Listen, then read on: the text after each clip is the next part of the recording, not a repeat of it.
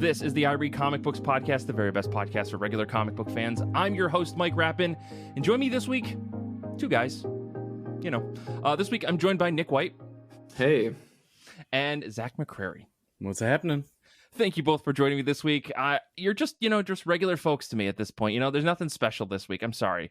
But hopefully we will be able to talk about comic books and I can remember why you guys are so important. I don't know why I'm coming at you guys so hard about this. I'm sorry. We're... I am way out of my wits. I was just explaining to everybody how busy I've been for the last 36 hours. So I'm very excited to talk about comic books. But in order for us to do that, I have two legally mandated questions that I need to ask. And that's, how have you been? How have comic books been? Let's start with you, Zach. Life's been good, man. Can't complain.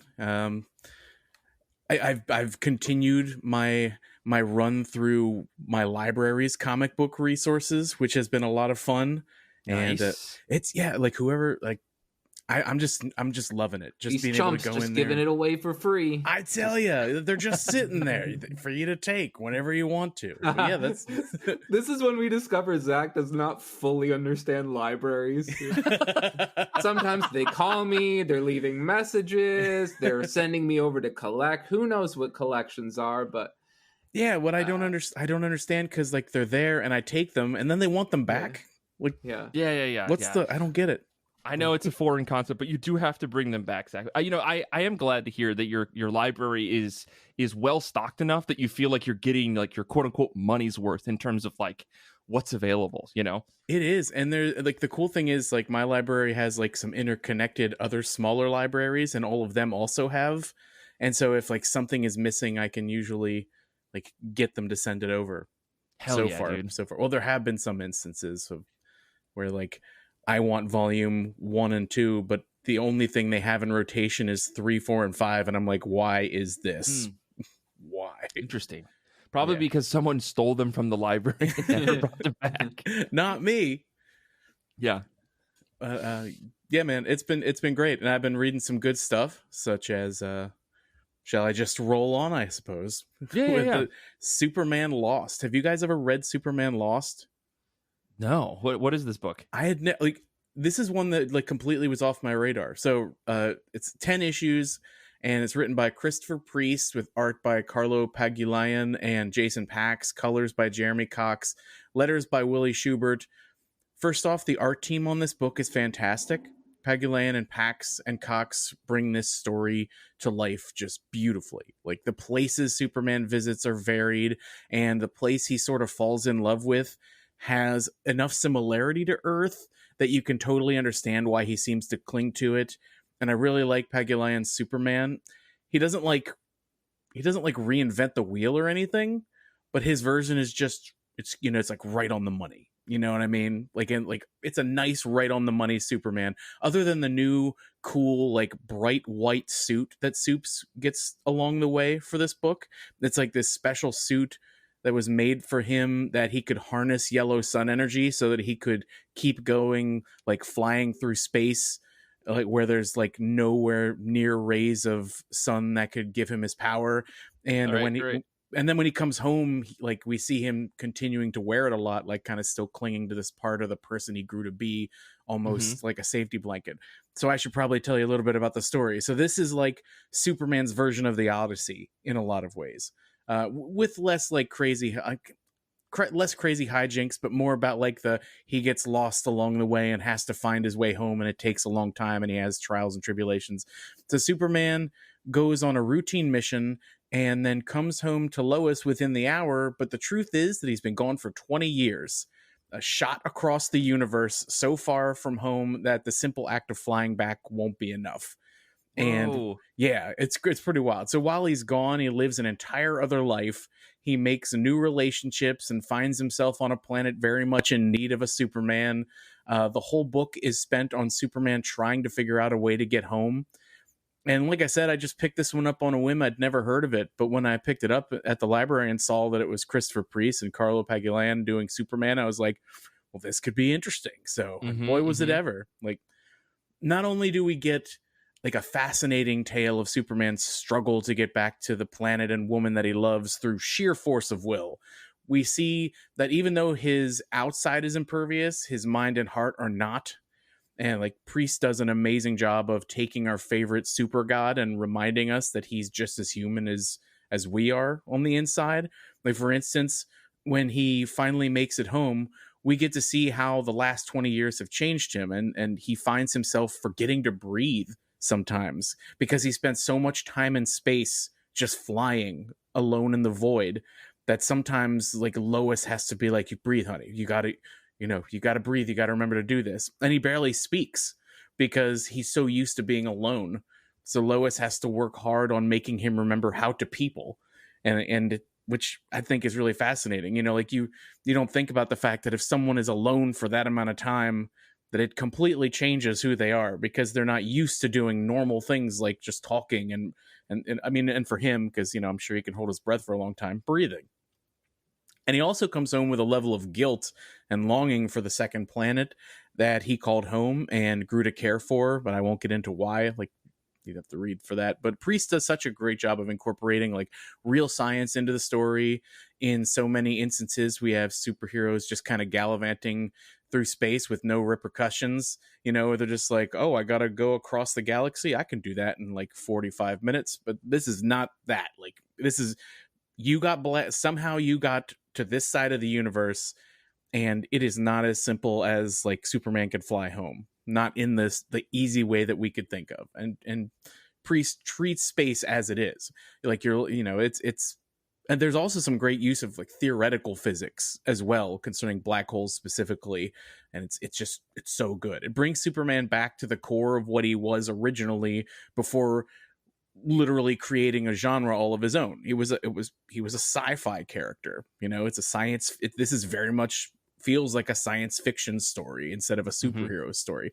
And if you want like cool sci-fi story where you get to see the Man of Steel truly struggle like physically and mentally and emotionally while on an adventure through the far reaches of space, then I highly suggest Superman Lost. Like over the last few years, I've really become a Superman guy, probably because the world is so fucking bleak that a bit of hope goes a long way. And sure. I digress, but in that time, I've read some really great Superman stories, and this one is now one of my favorites. I'd say at least top 5. I've still got a lot of Superman to read, but as of now, yeah, I'd put this one top 5 just because it was very unique. Damn. That's high praise. I like that a lot. It's funny that you pitch this as like a sci-fi book. I think when I read Superman, I think like classic superhero, right, stuff, right? He's just going to be a guy flying around, whatever. And this is not the first time that I've seen someone take a genre and then throw Superman into it and have the story completely work. I think that is a sign of like just how fluid that character can be, and how the right writer can truly take a character like Superman, or even like a Batman or Spider-Man or whatever, and they can put them into a genre type story and it can work really well. But it has to be done, I'm guessing, pretty carefully, right? Because I think you could lean too far into the sci-fi of this and it doesn't feel like a Superman story about heroism and about like clearly about trauma, right? To me, this reads as like someone going off to Vietnam and coming back just with full shell shock, right? Like where it sounds, at least again, just based on your pitch here, it sounds like he's dealing with these like this traumatic thing, and it's maybe not traumatic in the sense of like being alone forever is terrible, but it's like clearly he has forgotten how to live the life that he used to live, and that I think is the common story you hear from people who go to overseas to fight in war and stuff. So very interesting to say the least. Yeah, good stuff. Christopher Priest is amazing, such a good writer. Yeah. I've only heard like good things about most of his books, so maybe I'll give this a shot because you're definitely selling me on it. But Nick, let's kick things over to you. How have you been? How have comic books been? Things have been pretty good. Just got back from the local farmers market and whatnot, and yesterday Zander came over and we played some Magic, which is a generous way of me putting Zander wiping the floor with me and then wiping the floor with me again. And if he wasn't such a nice person, I think I could probably handle it better. I think that's probably the real emotionally distressing part for me is like, sure. I think there would be less trauma if he was just a huge asshole. But well, what were you guys playing? Were you guys doing draft or something, or were you doing Commander? We did Edge of Eternity's draft, and then we did Wilds of Eldraine draft, and then we Ooh. did Edge of Eternity's precons. So Nice. yeah. Were you able to figure out which was the better of the two Edge of Eternity's precons? I mean, if you consider me scooping in like 3 minutes to answer your question, Wow. I guess. Zander just, all of the non-Magic fans are gonna love this. Zander just Sorry, ramped yeah. into oblivion on me, just absolutely just mana ramped, and Oh man. I'm sitting there with 4 lands, and he's got like 27 or something, and it was That good. is the absolute worst feeling when you're playing a game of Magic and you are just stuck and the other person is just sitting on a pile of riches. Mm-hmm. Yeah. I mean, I think at some point he was like, he had to like start borrowing lands from me to like, supplement his, yeah. Anyway, it was good. Yeah, in terms of what I've been reading, I do want to briefly give a little shout out to, not that this book needs my help in the slightest, Mm-hmm. but Beneath the Trees Where Nobody Sees, Rites of Spring. I think we are now through 2 issues of this book.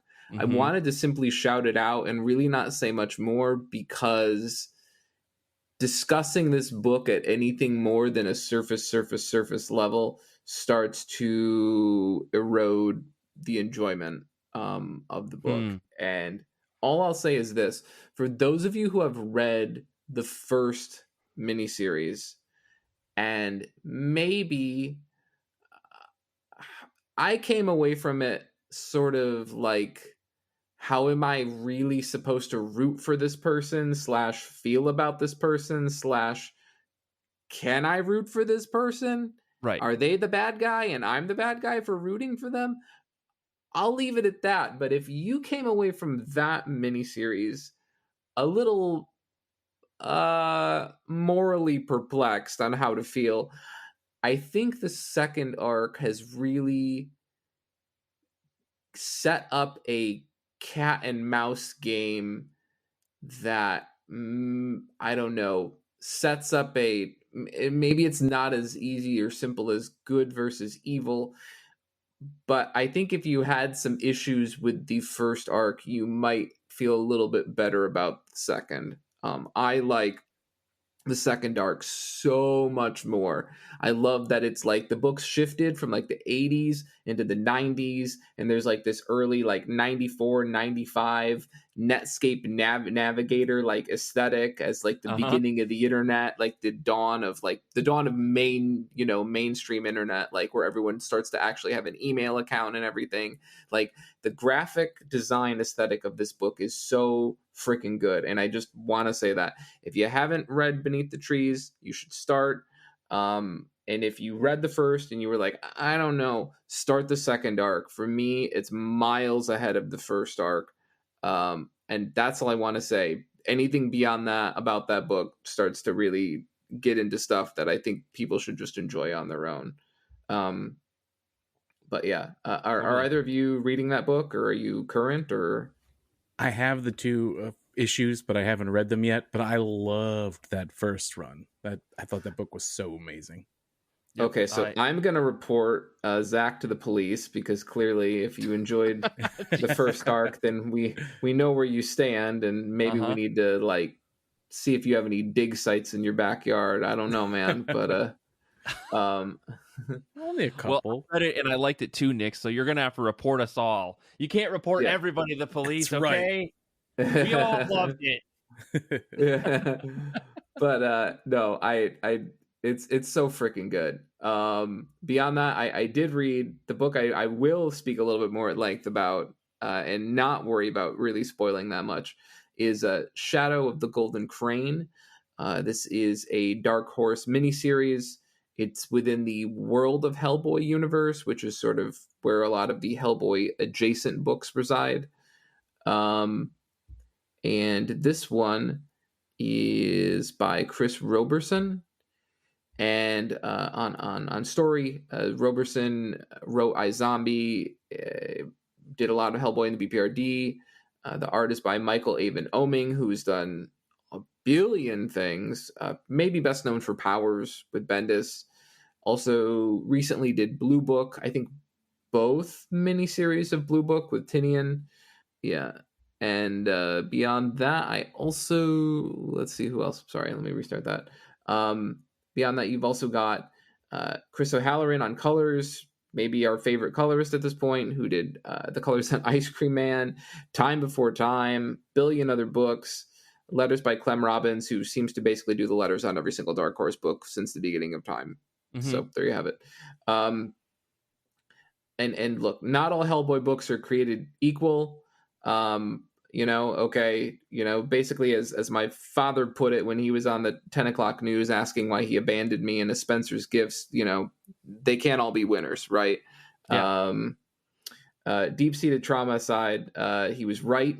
Some things are better than others. And honestly, look, when you've got Oeming on art and Chris O'Halloran on colors, in the words of the late, great Carl Weathers, baby, you got a stew going. And maybe I don't have that exactly right, but yeah. I follow. Yeah, you follow. Anyway, everyone else, if you haven't seen Arrested, spoilers for a 22-year-old show. Yeah. So basically, what's nice about Shadow with the Golden Crane is that it doesn't come saddled with a laundry list of reading prerequisites. Like most Hellboy books, there's a little more to be gained or appreciated if you've read other things. There are callbacks. There are references to things. But if you come into this book and all you maybe know is that Hellboy fights bad guys and the BPRD is a supernatural organization, you're fine. You'll be good. What I found kind of interesting about this book is that it reminds me a lot of two other Hellboy series. Hellboy, the Silver Lantern Club, and the British Paranormal Society, Time Out of Mind. Silver Lantern actually kind of used a frame narrative, which was centered around basically Hellboy was in the modern day, and then you've got this story taking place in the past, and each issue of the series is sort of bookended by, Hellboy at the beginning talking to some people, and then it jumps back 200 years, and then it tells the story for most of the issue, and then it jumps back to Hellboy at the end of the issue again. So you've got this constant frame narrative. Also in Paranormal Society, you have this book that was sort of interested in exploring one of these other paranormal investigation groups before the advent of the BPRD. So like British Paranormal Society was one. Another would be appropriately enough the Golden Crane organization, Golden Crane Society. Sorry. And after I was like, these books all seem interestingly interconnected. Of course, they're all written by Chris Roberson, so that makes sense. This book follows BPRD agent Sue Xiang. She's this character who's actually been pretty persistent throughout most of the Hellboy and the BPRD run, which is pretty much its own accomplishment because there aren't really any red shirts to be handed out in the Hellboy verse. Like, if you're a human, like, you're a red shirt by default. Like, these people are all supposed to be experts or whatever, but typically, if they go out on a mission, like, Hellboy survives, Abe Sapien survives, maybe like one other human survives, and then everybody else like dies at the hands of whatever it is that they're encountering.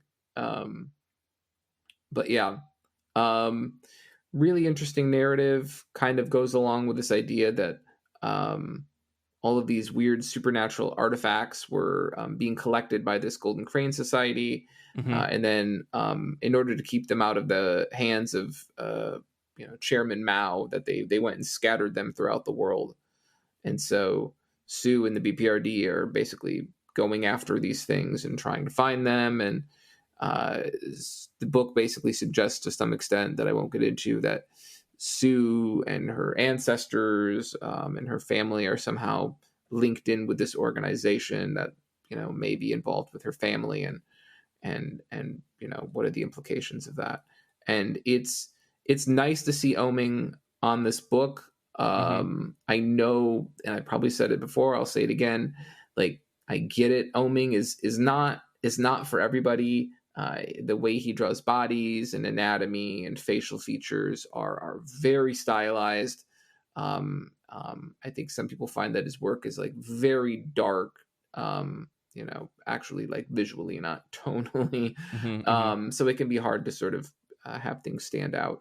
But I think it looks great. I think it's still well within the stable of like Hellboy, or rather, it's well within the stable of Mignola adjacent artists, as they call them. So right. Matt Smith, Ben Stenbeck, Patrick Reynolds.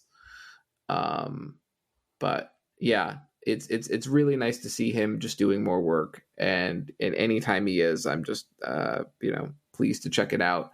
If you haven't checked out his stuff, honestly, I would say, and I think most people on the show, a lot of our listeners have already read it, but you never know.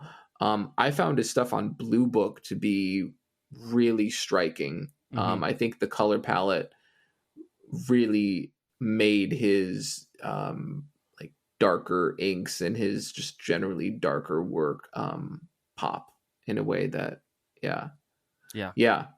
I definitely need to go back and I think finish that book.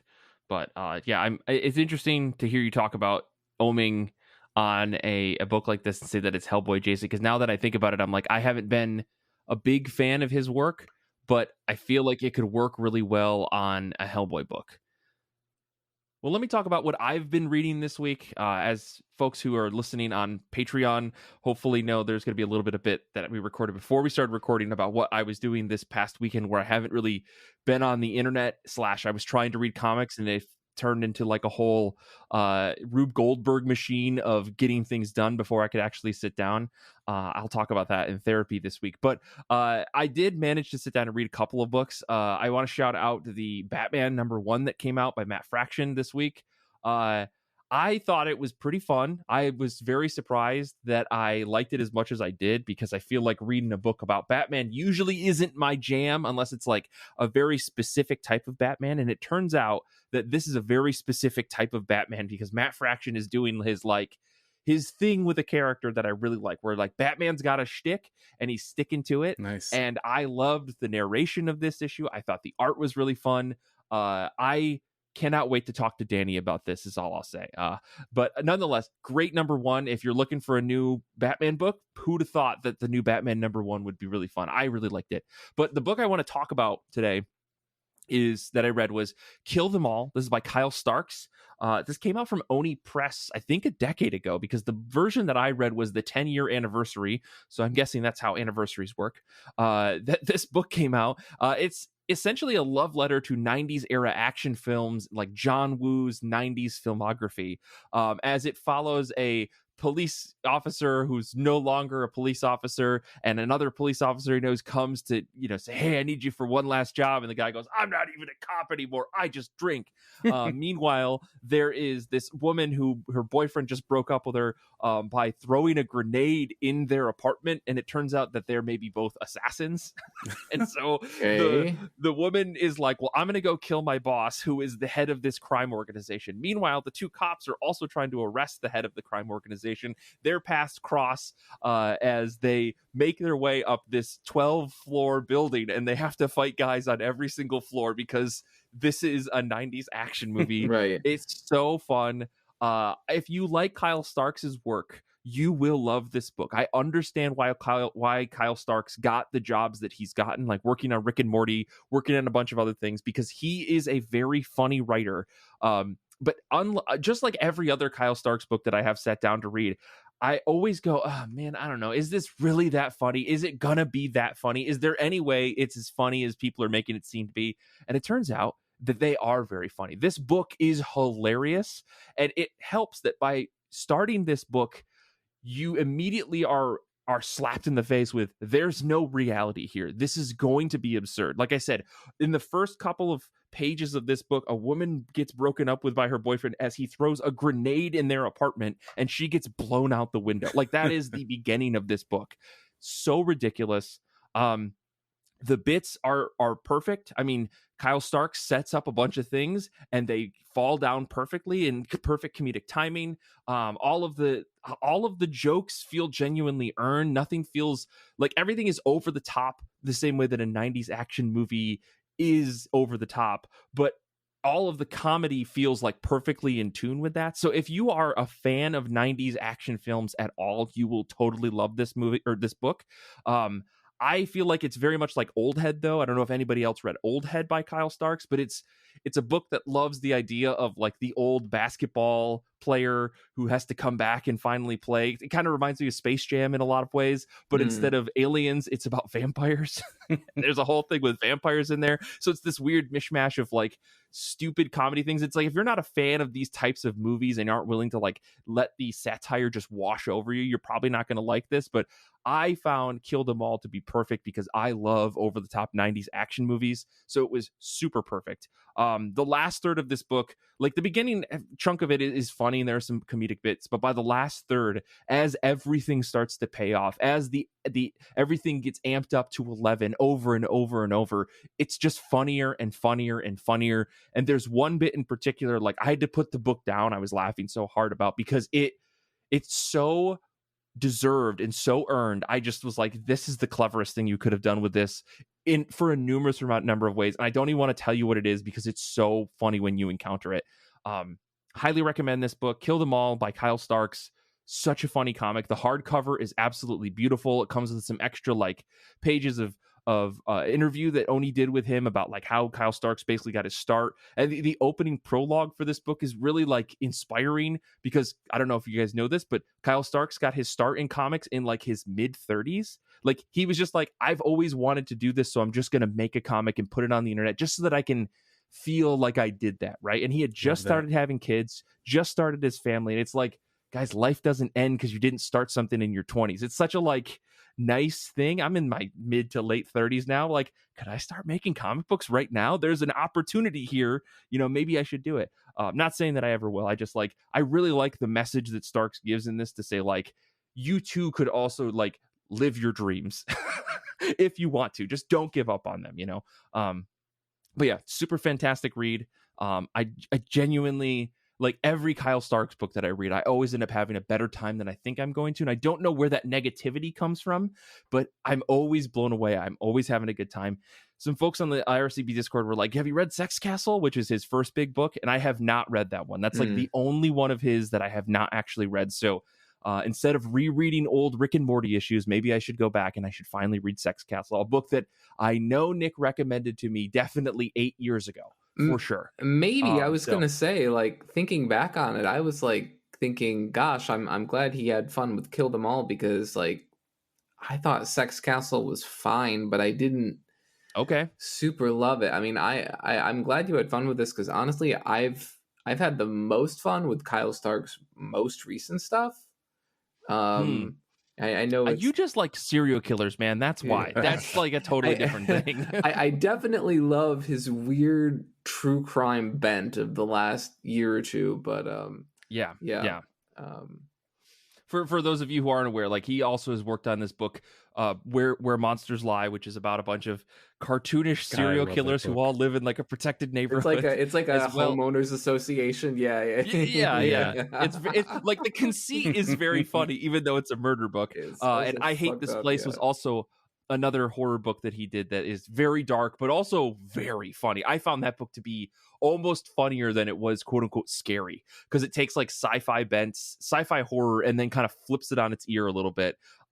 Yeah, anyways, we could talk about Kyle Starks all day. We love you, Kyle Starks. Please come on the show. But that's what I've been reading.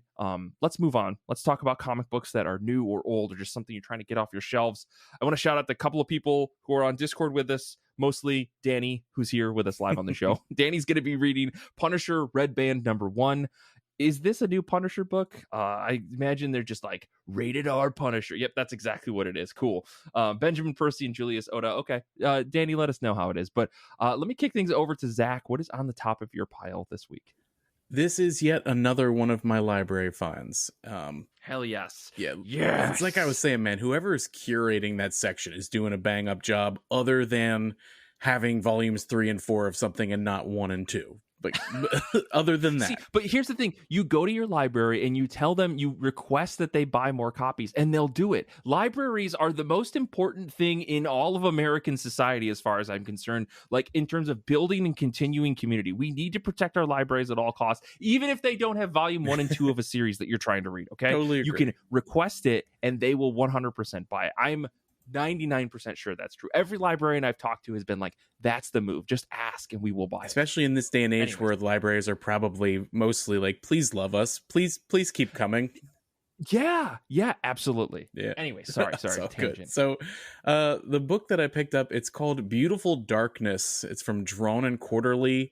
The stories by Fabian Vellman and Mary Pumapui. Written by Vellman, and then with art by someone named Kera Skoet.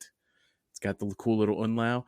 So I don't know anything about these creators, and I've never heard of this book, but the cover was striking. It was one of those kind of things where I saw the cover and I was just pulled into it. It's a tiny blonde-haired girl in a white dress with blue polka dots, surrounded by lush greenery, but they're like clearly plants that are very small, like clovers, and she's just peeking out from behind a human hand that has turned the color of the plants.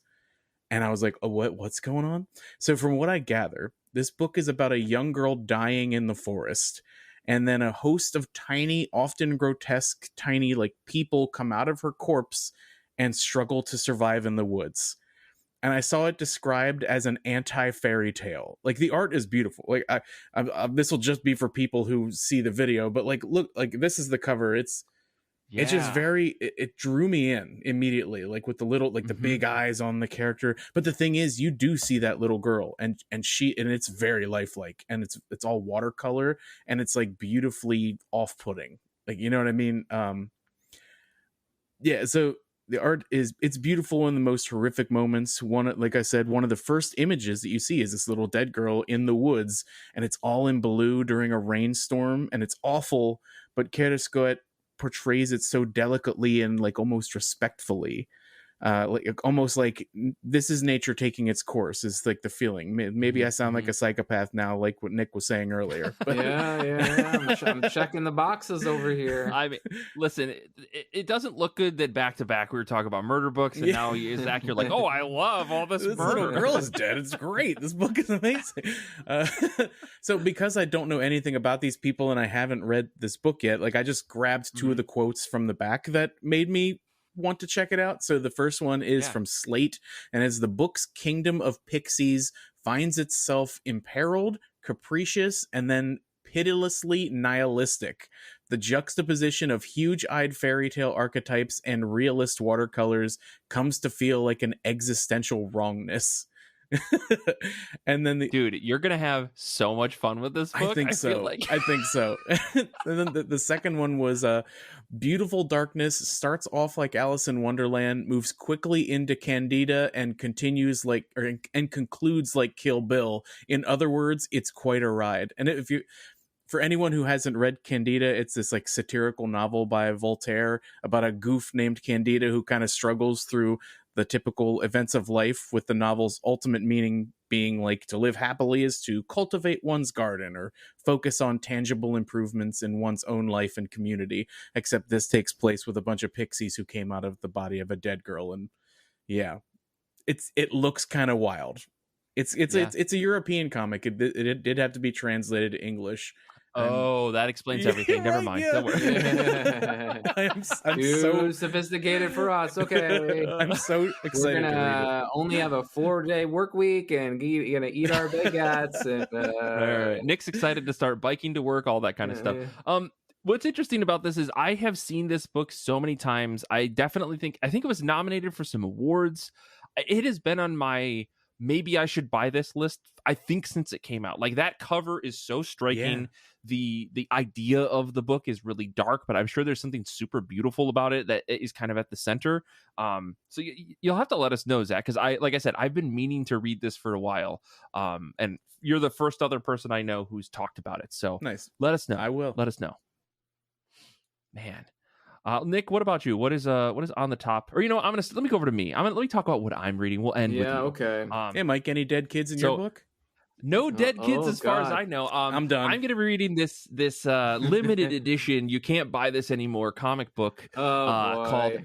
I know, classic Mike. Light it on pick here. fire while we're on stream. Light it on fire. Burn it. As I was saying before we started recording, I have Forget been going. burn after reading. Let's burn while reading. So let's flip the pages. Yes, and Nick, you got the idea right out of my head. Every time I finish a page, I'm gonna rip it out and then put it on the fire. But no, so this is a book called Aeon 6 by Jules Naleb, originally published by PEOW in 2020. For those of you that don't know, PEOW is this independent publishing studio. They put out incredible books like A Frog in the Fall or The Stages of Rot, Linnea Sturt's masterpieces that she's put out.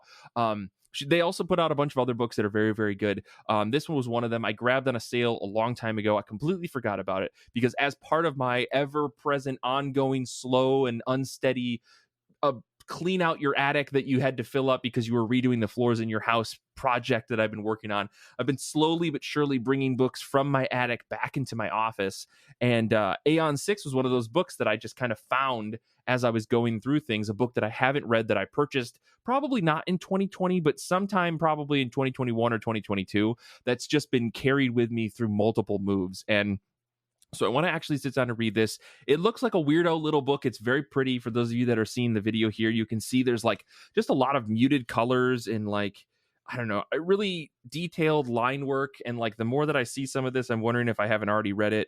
I don't remember reading this. So, we're going to say that I haven't read it. But yeah, but the idea is that in a distant future, Earth has become a dry planet. Two brothers, Honos and Kainos, roam the vast deserts in search of relics from past civilizations. One day, they stumble upon a dog and a treasure more valuable than anything they've ever come across before. The more I think about this, the more I have read this. I 100% have read this book. When I looked at it, I was like, there's no way I've read this, but I bet you I have. Either way, it's a good book, I guess. I'm going to be rereading it because I don't remember much, but I'm looking. There's one panel in here that I just saw as I was skimming through it, and I was like, I'm pretty sure I've read this already. So I clearly forgot all about reading it, but it's probably good. Yeah, maybe that's bad. I don't really know. But either way, I'm going to be reading Aeon 6, and if you can find a digital copy, you should totally read it too. It's a very beautiful looking book on the inside. I linked it to fatbottombooks.com. Somebody's selling it in Europe, but I don't think it's available anymore. I'll find a digital copy and see if I can send it out to people. But Nick, I have to move on. Please, what have you been reading, or what's on the top of your pile? Please just save me from this pit that I've dug. Well, I guess my book, one, I can say for sure I haven't read. Okay. And two, all of you out there can actually go buy this book. You don't have to wait for Mike to send you his copy like it's the Sisterhood of the Traveling Pants. No, guys, I read this in 2023 and I gave it 4 out of 5 stars, so it's pretty good. Brother, sorry about that. So great if you actually fucking tanked the book and then you're like, guys, I did read it. I know it was really bad. It was really bad. Maybe you know what? Maybe I'll say that I'm going to read a Megan Mogg book that I haven't read yet. This Werewolf Jones book. I haven't read this yet. Summer Camp. Nobody else should read this. It's bad, disgusting stuff, but I cannot wait to read it. Like the Werewolf Jones Guide to Parenting. Don't read this. It's awful, but I'm excited. Sorry, Nick. Go ahead. Fair enough. Chaos episode this week. I'm sorry. That's guys. fine. That's fine. For me, it's definitely going to be the Seasons number 8. For those who remember and have a weird eidetic memory of the IRCB podcast, which I mean, what a thing to memorize, I guess. I profiled the first issue of this series back in May. I basically, said, hey, Remender's been really good lately, even outside of his books that don't fall into his usual hard-boiled, hyper-violent ways. And look, and anytime you get to see Azaceta on pencils these days is a borderline rarity. So if it happens, you take advantage of it. It's a really, really beautiful book. It follows these 4 sisters, spring, autumn, summer, and fall seasons. Unsurprisingly, Surprise is their last name. And we largely concern ourselves with Spring, who is the youngest of the 4. The other 3 are very accomplished. And Spring is just kind of trying to find her place in the world. She works as like a delivery person in this town that she lives in this place called New Gallia, which if you're like, that's kind of weird. Yeah, I think it is too. We'll cover that in a second. And I read issues 2 through 7 to get current before reading while, getting ready for book 8. And there's some really great show don't tell moments in this book. I really wanted to highlight in the second issue, we don't know too much about the other sisters, but when Spring gets home, we see her run up the staircase of her family home, and there are all of these framed, big, emblazoned pictures of her sisters. They're all like basically I guess they're framed articles or covers of magazines. We see that Autumn is this archaeologist, lauded explorer, and Winter is this super artsy, fartsy painter, and Summer is this very famous actress. And they've got these huge, ginormous plaques, shining and shimmering and clearly been cleaned and polished on the wall.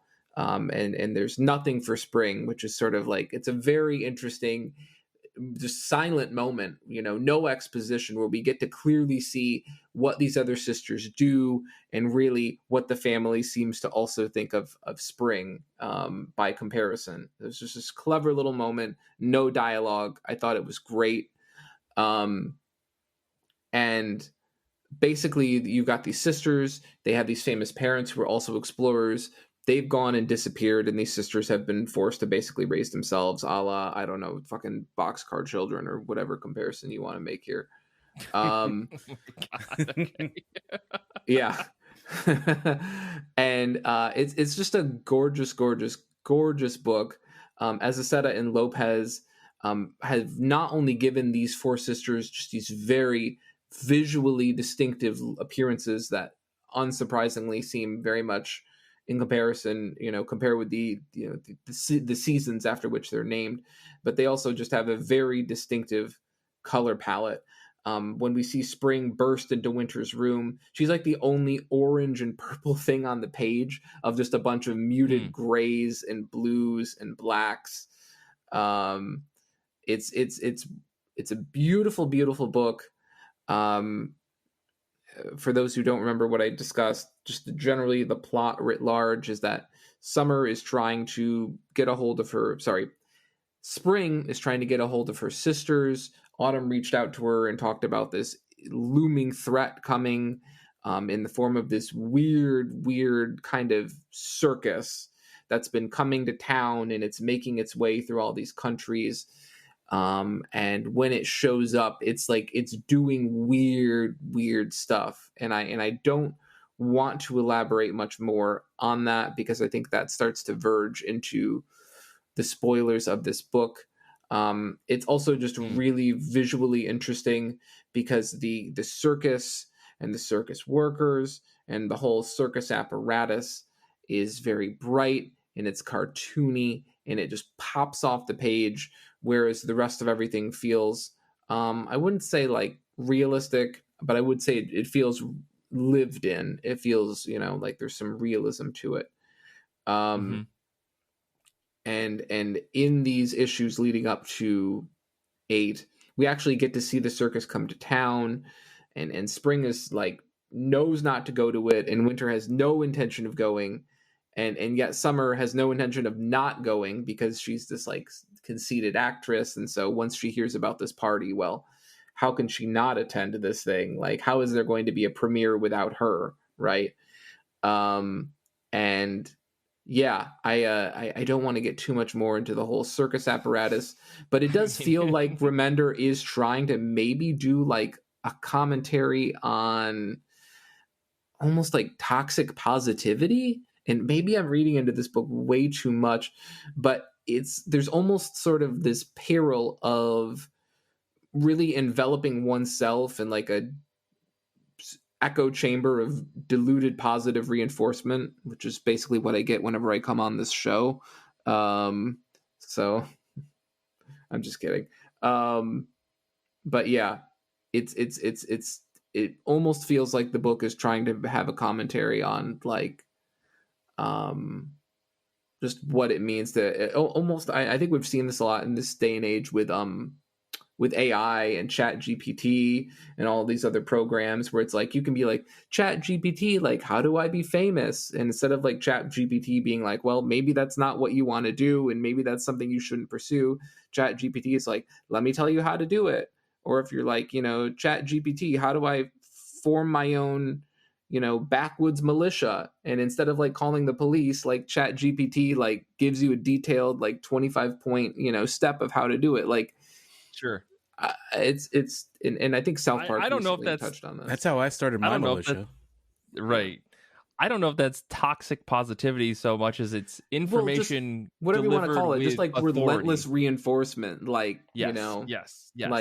Like maybe that's what Rick Remender's do. I mean, like timeline wise, that sounds pretty good to line up with like a commentary on like how applications and tools that people use day to day now give them unbelievable amounts of assuredness about the things that they can and should, or that they can do and want to do, without actually providing any of what ramifications could be, because a computer confidently told them that they could and can do that thing. You know what I mean? I mean, isn't this basically, Ian Malcolm's quote about being so concerned about whether or not you can do something than whether or not you should, right? Right. Yeah. Right.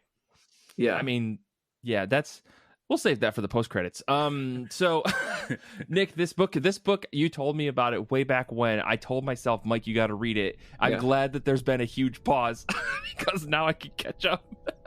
Yeah. Oh God, it's so beautiful. It is such a beautiful book. And I will say, I do feel like, I wouldn't say it's all ages, but it's definitely like teen. Like, I think if you read this and you were like 13 or older, you would be okay. And I only say that because obviously Rick Remender has a reputation for like putting out a lot of books that are maybe beyond R-rated. Right. And I would say that I do think that this book is at least PG-13, if not somewhere in between PG and PG-13. It's actually a little more family friendly. So it's gorgeous. Like, check this book out. If anything else, it's an absolute visual showcase of his work.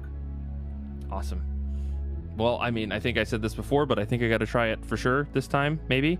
In my ability to, in my forced self, like, I got to sit down and actually read some comic books.